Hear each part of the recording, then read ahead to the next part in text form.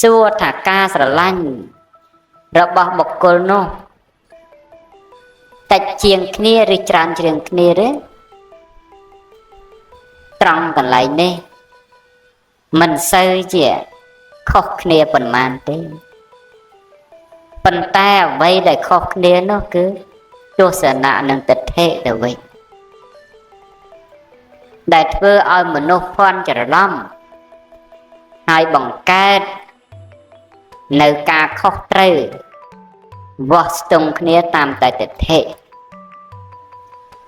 យូរលែងអីនឹងឲ្យប្រទេសជាតិនេះបែកបាក់ដូចគ្នាតាមពិតទៅក្បួនខ្នាតក្នុងសាសនាក៏មានសម្ដែងសពគ្រប់បែបយ៉ាងតែទាំងអស់ហ្នឹងគ្រាន់តែមនុស្សប្រកាន់ដោយទិដ្ឋិនិងទស្សនៈទេដែលលើកយកជ្រុងមួយមកគប់ជ្រុងមួយធ្វើឲ្យជ្រកក្នុងដំបូលតែមួយហើយរង្គឹសរង្គើតែក្នុងផ្ទះខ្លួនឯងហ្នឹងកាលដែលជ្រកក្រោមដំបូលប្រទេសជាតិមួយហើយមាននៅទិដ្ឋិនិងទស្សនៈផ្សេងគ្នាផ្ទៃគ្នាក៏បង្កឲ្យកើតទៅជាសត្រូវជាមួយនឹងគ្នាបាននេះទាំងអស់នេះគឺដោយច្រើនទៅក្នុងសម័យបច្ចុប្បន្នកើតឡើងអំពីវាទៈ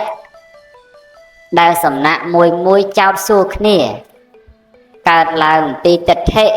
ដែលសំណាក់មួយប្រកាសសម្ដែងគ្នាឲ្យអ្នកដែលជ្រះថ្លានឹងខ្លួនបានស្ដាប់ហើយអ្នកដែលជ្រះថ្លានោះក៏ប្រកាន់មាំតាមពាក្យទូន្មានរបស់អាចារ្យរបស់ខ្លួនត្រង់នេះហើយដែលធ្វើឲ្យខ្ញុំក៏ដាខ្ញុំតាំងតែពីដើមមកមិនមែនជាអ្នកពេញអធ្យាស្រ័យក្នុងការសម្ដែងនៅព្រះធម៌ទេ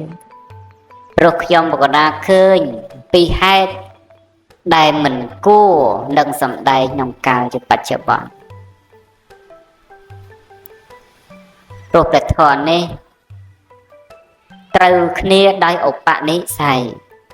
មិនមែនសម្ដែងមួយគាថាហើយប្រារព្ធចំពោះមនុស្សក្នុងវត្តដាក់នេះទាំងមូលទេអញ្ចឹងហើយការសម្ដែងទៅត្រូវអធ្យាស្រ័យនឹងបរិស័ទពួកនេះក៏ប្រកាសថានឹងខុសអធ្យាស្រ័យចំពោះបរិស័ទពួកនោះមិនខានត្រង់នេះហើយដែលសត្វលោកមិនបានជាអ្នកប្រកាន់ធម៌ឲ្យមមមួនប្រែផ្ទុយទៅជាអ្នកប្រកាន់ទិដ្ឋិវិញបង្កឲ្យកើតទៅជាចំនួនសាសនាហើយចំនួនសាសនានេះមិនចំណេញអ្វីក្រៅពីការបែកបាក់ប្រទេសជាតិបែកបាក់កម្លាំងសាមគ្គី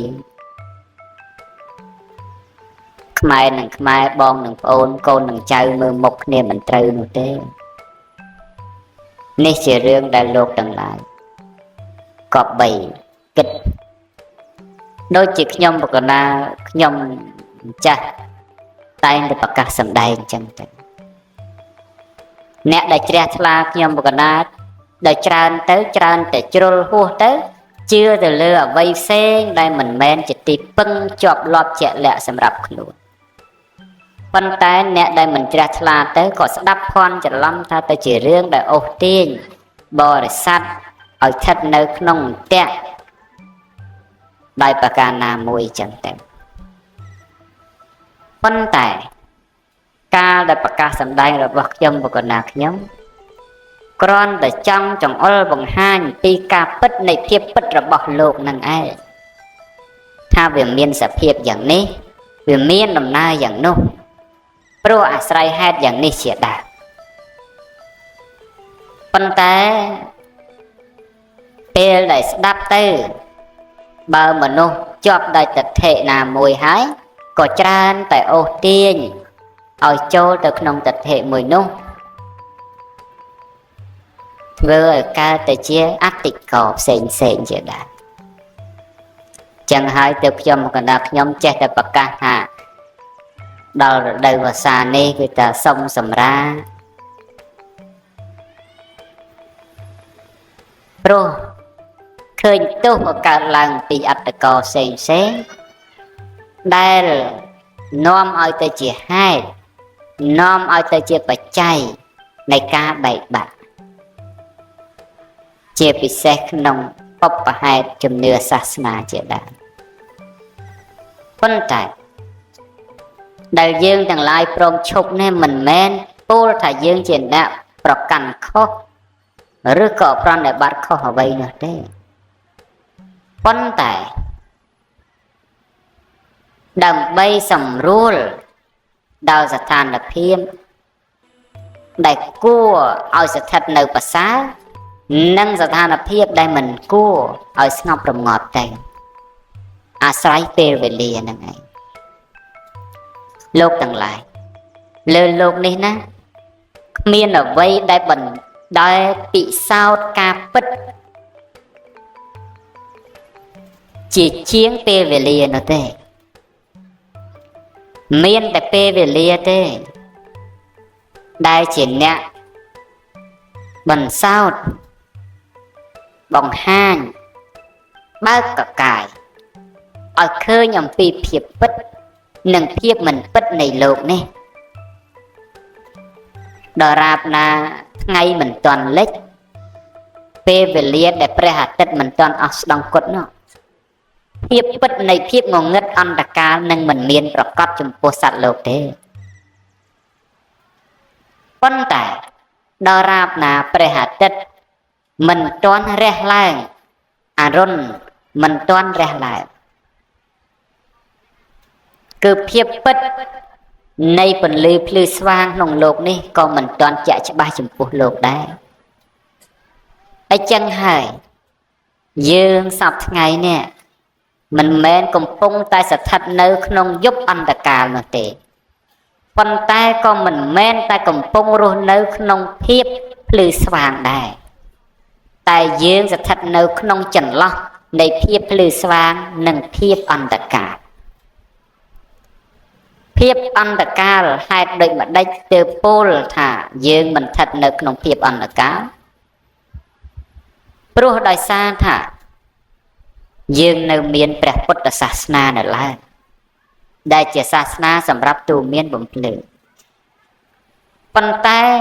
បើដូច្នោះហេតុដូចម្ដេចទៅពោលថាយើងមិនស្ថិតនៅក្នុងភាពភ្លឺស្វាងព្រោះថាព្រះបរមគ្រូនៃយើងព្រះអង្គប្រណិពានបាត់ទៅហើយដោយសារតែព្រះបរមគ្រូនៃយើងប្រណិពានទៅដូច្នេះហើយទើបអស់អ្នកផ្ទៀងផ្ទាត់ដល់បរិស័ទឥឡូវសំណាក់គ្រូមួយច្រើនតែទាយចិត្តព្រះបានន័យថាពោលសម្ដែងព្រះធម៌តាមតែខ្លួនចេះទៅហើយប្រកាសថានឹងហើយជាពុទ្ធដីកាព្រះអង្គសម្ដែងអញ្ចឹងព្រះអង្គសម្ដែងអញ្ចឹង